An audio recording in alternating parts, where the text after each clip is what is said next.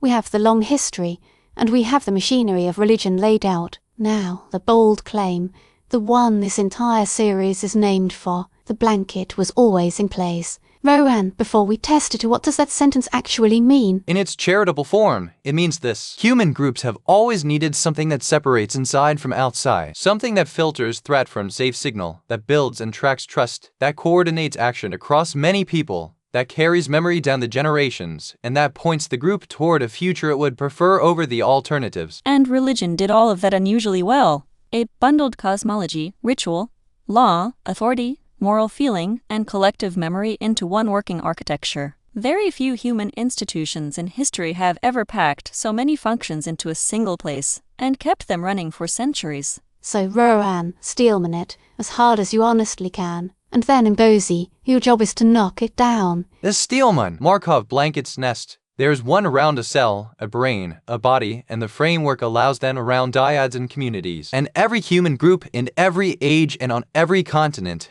has needed selective permeability, some way to let useful signal and keep destructive noise out. In that broad sense, yes, the blanket was always there. Now the knock, and it is a hard one. A formal Markov blanket is a precise statistical partition with specific conditional independencies. It is not just any boundary you happen to find interesting. Stretch the word to cover every wall, every border, every in-group and out-group, and you have not explained those things. You have only renamed them. And it gets worse. Religion minimizes free energy can be made to explain every outcome, every success, every schism, every reform, every act of violence, always comfortably, always after the fact. A theory that is compatible with every possible result has told you nothing about which result to expect. That is a genuinely serious hit. So, does the claim survive it, or not? A narrower version survives, and it is stronger precisely because it gave ground. Religions are not literally Markov blankets in the formal sense, but many of them function as distributed blanket maintenance systems across nested human scales. That claim is testable, it is bounded, and that is the one I will defend. And I can accept that version. It is honest about what it is, and honest about what it is not.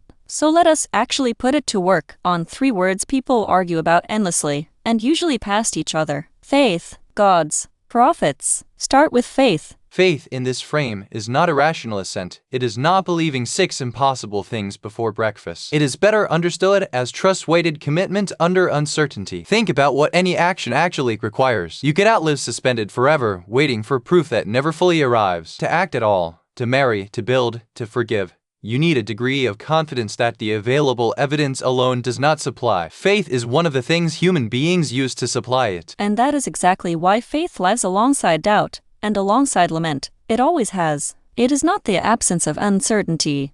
It is a way of acting inside uncertainty. It is why faith shows up in pilgrimage, in fasting, in endurance, in showing up again.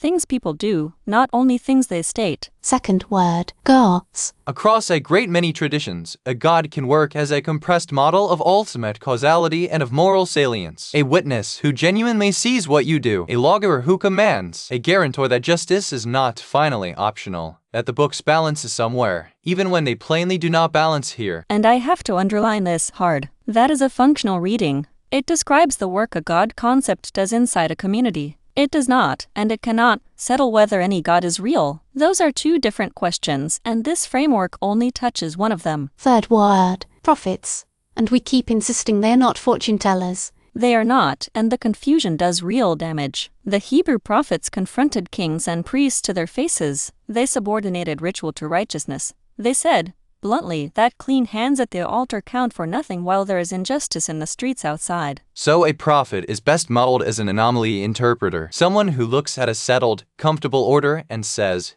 you are misreading reality, and who then does something specific. They move credibility away from corrupt power and toward a different source of authority entirely. And revelation, in this picture, is the high authority version of a model update. If a change is received as divine rather than as merely one more human opinion, it can restructure a whole community's priors and then survive for centuries locked in through canon and ritual. One last reframe, and it carries the weight of the episode. Monotheism can widen the moral circle enormously.